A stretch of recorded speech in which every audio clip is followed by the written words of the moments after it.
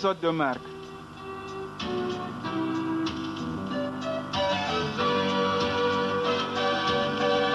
Tout ceci est un signe d'espoir. Et l'espoir,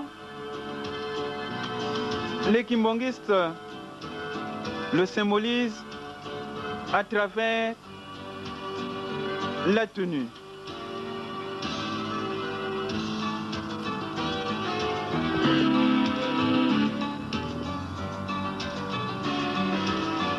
La tenue vert-blanc que portent les kimbongistes a une signification spirituelle très profonde. Le vert est la couleur de la nature, de la fécondité et de la reproduction. Le vert symbolise aussi l'espérance. Le blanc, quant à lui, symbolise la pureté et la paix.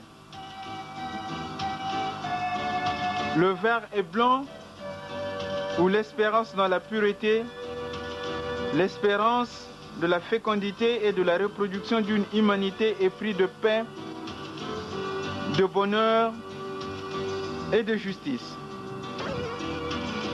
Nkamba est géré au quotidien par le chef spirituel dans sa double dimension matérielle et spirituelle. 5 fils vivent aux côtés du chef spirituel Nkamba. Maman Nkwakia dit souvent au chevet de maman Nkiwa Sisulwa, papa Diangenda José Kiangani, souvent en mission,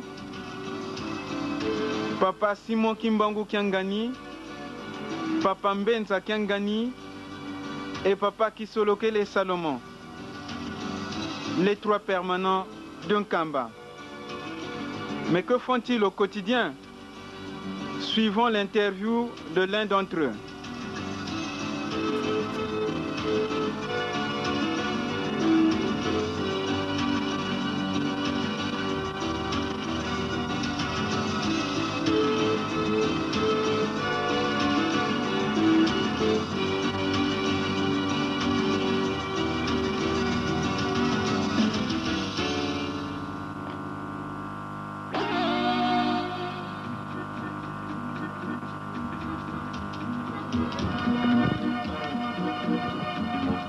Batata na mama tozala ka mikuwa tozala ka na biso batote bagya ko lokota biso na vale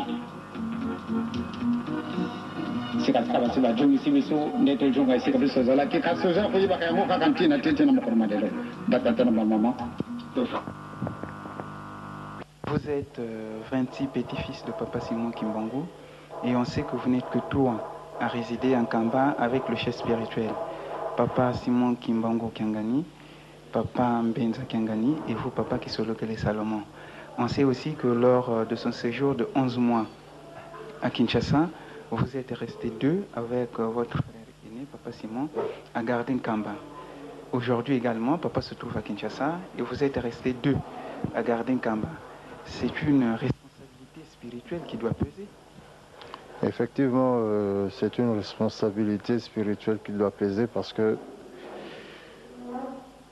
comme nous le savons tous, Nkamba est la base de l'église kimbangiste. Nkamba est la base du kimbangisme. De ce fait, tout se passe ici en Nkamba. Excusez-moi le terme, tout prend pied ici en Nkamba. Donc, tout kimbangiste qui se trouve dans n'importe quel coin de la surface terrestre a une idée fixée sur Nkamba, parce qu'Nkamba est la base du kimbangisme. Du coup, on peut directement dire que c'est là, à partir d'un Nkamba, qu'on gère les âmes de tous les kimbangistes. Donc la responsabilité de gestion de l'âme du kimbangisme se fait ici en Nkamba. Si papa sort, par exemple, et qu'il laisse la responsabilité d'un Nkamba, comme on dit couramment, la surveillance d'un Nkamba entre les mains d'une personne ou d'un de ses enfants, c'est que cet enfant-là a la responsabilité de gérer toutes les âmes des kimbanguistes, pardon. Donc c'est pour ça qu'on peut dire que c'est une grande responsabilité spirituelle que nous avons en restant ici à la place de papa. Je disais tantôt que vous n'êtes que trois à résider en Kamba et on sait que spirituellement vous êtes un. Mais est-ce que vous faites le même travail au plan matériel? Pas du tout, pas du tout. Spirituellement, papa est en train de fonctionner en nous. Et matériellement, nous aidons papa, chacun dans le domaine ou dans un domaine spécifique. Nous aidons papa parce que physiquement, papa n'est pas en mesure de faire tout ce qu'il faisait dans le temps, vu son âge d'abord, et puis vu la lourde charge qu'il a. L'église Imbanguiste n'est plus une petite église, mais c'est une grande communauté où il y a plus de 15 millions de membres. Donc, faire le travail de gestion de ces membres, c'est un travail complexe. Donc, de petits travaux, de la gestion directe d'un Kamba ou de la gestion directe de l'église ici en Kamba. On devrait directement le détacher des papas. C'est ce qui s'est fait. Et nous prenons cette responsabilité administrativement parce qu'en Kamba, on a un système de nourrir tous les visiteurs aux frais de l'église. Donc automatiquement, nous avons la charge de trouver par les moyens que nous donne papa, de trouver de quoi nourrir toutes les personnes qui viennent en Kamba en visite, pèlerins ou autres des visiteurs. Alors Papa Solo, allons pas en pas. La spécificité par exemple du travail de Papa Simon Kimbangu Kiangani. C'est un peu difficile à en parler ici parce que personnellement il n'est pas là. Mais ce que je peux dire, c'est lui qui a l'habitude de recevoir tout le monde, de parler avec eux, de les entendre et d'essayer de résoudre dans la mesure du possible leurs problèmes en l'absence de papa. Papa Mbenza? Papa Mbenza, c'est l'intendant, on peut dire, c'est l'intendant de Kamba, ou bien l'économe auprès de papa, parce que c'est lui qui gère, comme on dit couramment à Lingala, il gère le ventre. Et moi, personnellement, j'essaie de faire un peu de tout.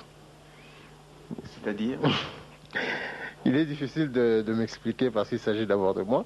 Donc, j'essaie de faire un peu de tout, dans le sens que s'il y a un travail d'intendance à faire, je le fais. Comme actuellement, je suis seul ici en Kamba, papa Simon est en voyage. Et je suis resté à sa place. J'étais parti à Kinshasa avec papa. Et il m'a renvoyé ici pour juste prendre la place de papa Simon pendant que papa Simon sera à Boma en voyage. Et actuellement, je suis en train de faire le gestionnaire direct d'un Kamba. Tout est sur ma tête. Alors, tout. Et des problèmes spirituels, des problèmes matériels, tout est sur ma tête. Je sais que c'est un peu lourd, surtout vu mon âge, mais comme on dit en français, la sagesse n'attend pas l'âge. D'accord. Pas solo, dans votre fonction, on vous connaît beaucoup plus comme étant un noctambule. Est-ce que c'est par plaisir ou c'est par devoir? Généralement, vous êtes dehors jusqu'à 2 heures, 3 heures, 4 heures et vous ne dormez que quand les gens se réveillent. Effectivement, c'est ce qui se passe. Mais cela ne peut pas être par plaisir. Je n'ai jamais vu un homme qui n'aime pas se reposer. Dans le monde entier, je ne pense pas qu'il y ait un homme qui puisse ne pas vouloir se reposer. Ça n'existe pas. Mais il s'est fait que on peut parler de travail, on peut parler de termes de travail dans ce cas-là. Simplement parce que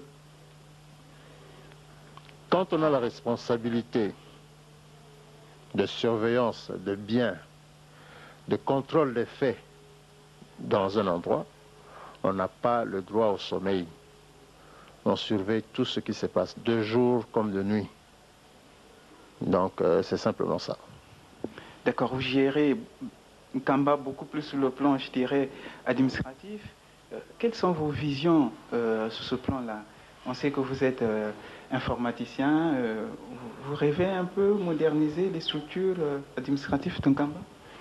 Je réponds affirmativement parce que, vous savez, le monde évolue. Le monde évolue.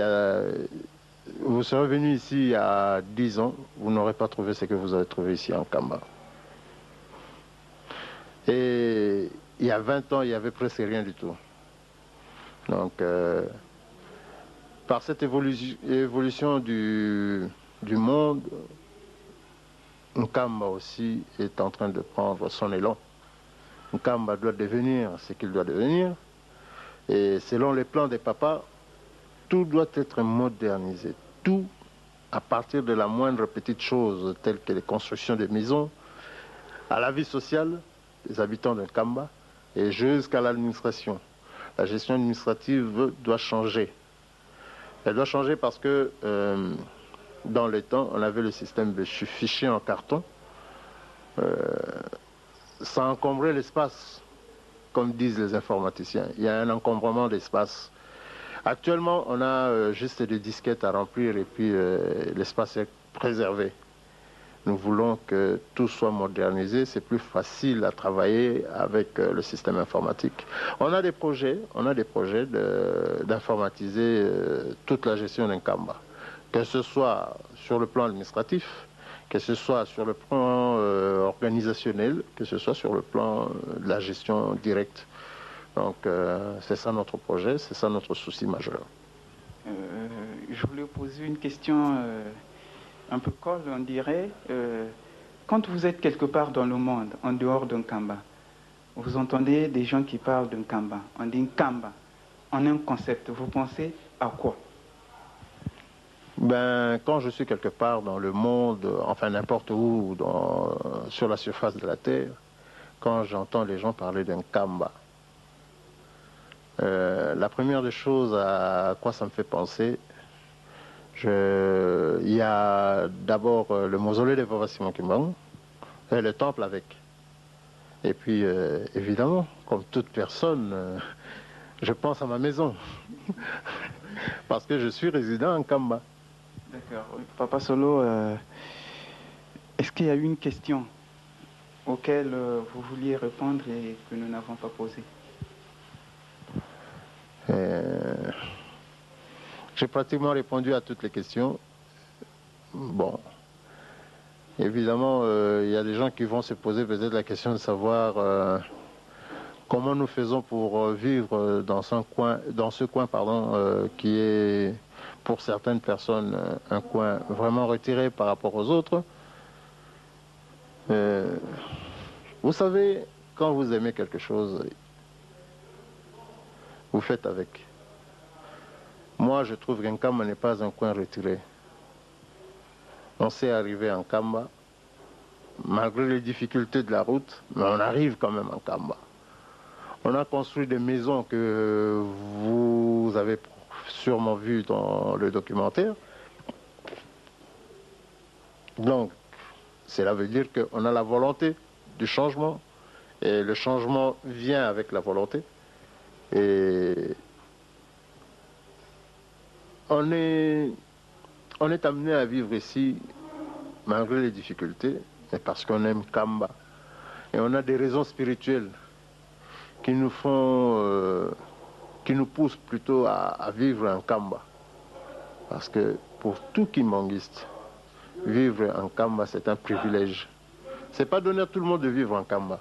Vivre en Nkamba, c'est un privilège. Même y faire un petit tour, c'est un privilège.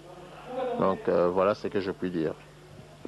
Pour terminer, Papa Solo, vous êtes jeune, au milieu de jeunes, vous travaillez beaucoup plus avec les jeunes.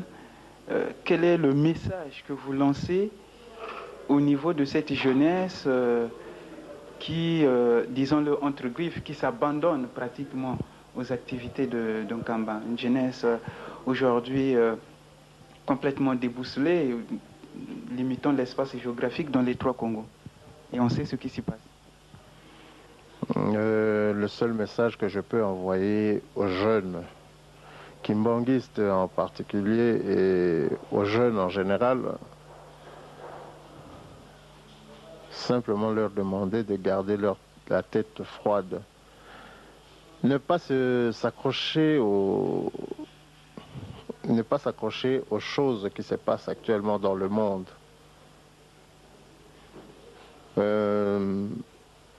Aujourd'hui, nous, Africains, nous devons savoir que nous avons nos coutumes. On ne peut pas abandonner nos coutumes pour épouser les coutumes étrangères. Dans le temps, quand les Blancs sont arrivés en premier ici, nos ancêtres n'avaient pas de pantalon comme nous portons aujourd'hui. Ils n'avaient pas de chemise. Ils avaient juste un morceau de tissu en raffia ou même en paille, je ne sais pas, pour cacher donc ce qu'on appelle en français les cache-sexe. Uniquement ça.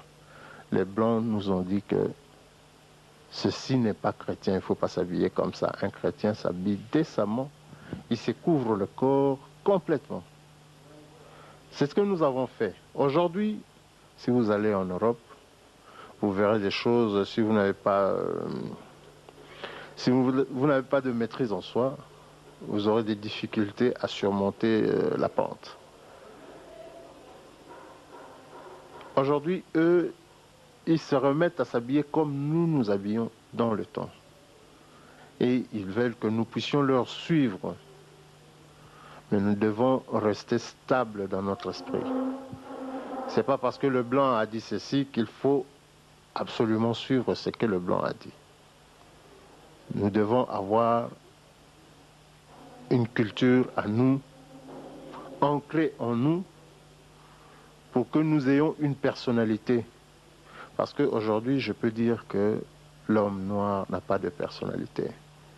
Si le blanc est ce qu'il est aujourd'hui, c'est parce qu'il a une culture qui l'a propulsé au point où il est. Les Arabes de même, les Chinois ainsi que les Japonais de même, ils ont leur écriture, ils ont un Dieu en qui ils croient. Nous aussi, le bon Dieu ne nous a pas oubliés. Il nous a envoyé quelqu'un en qui nous devons tous croire. Vous pouvez le citer? Papa Simon Kimbangu. Nous devons tous croire en Papa Simon Kimbangu. Il y a eu beaucoup d'épreuves. En 1955, Papa Diangenda a reçu une médaille auprès du roi de Belge, Baudouin Ier. Baudouin Ier dira à Papa Diangenda: ne pas abandonner la voie que ton père a tracée. Parce que c'est la voie de la lumière. Parce que c'est la voie de la vérité. Papa Diangenda lui demandera: mais si c'est réellement la voie de la vérité, pourquoi vous lui avez arrêté? Il dira, Papa Diangenda: nous les Blancs, on ne peut pas admettre qu'un Noir soit plus fort que nous. C'est pourquoi on a tout fait pour atténuer cette puissance-là. Mais ce qui est vrai est qu'on n'a jamais réussi. Et on ne réussira jamais. Si lui, il l'a dit, c'est que quelque part c'est vrai. Nous devons tous, Africains, croire en Papa Simon Kimbangu. Car, comme l'a dit le roi Baudouin, c'est la voie de la vérité, c'est la voie de la lumière. Merci, Papa.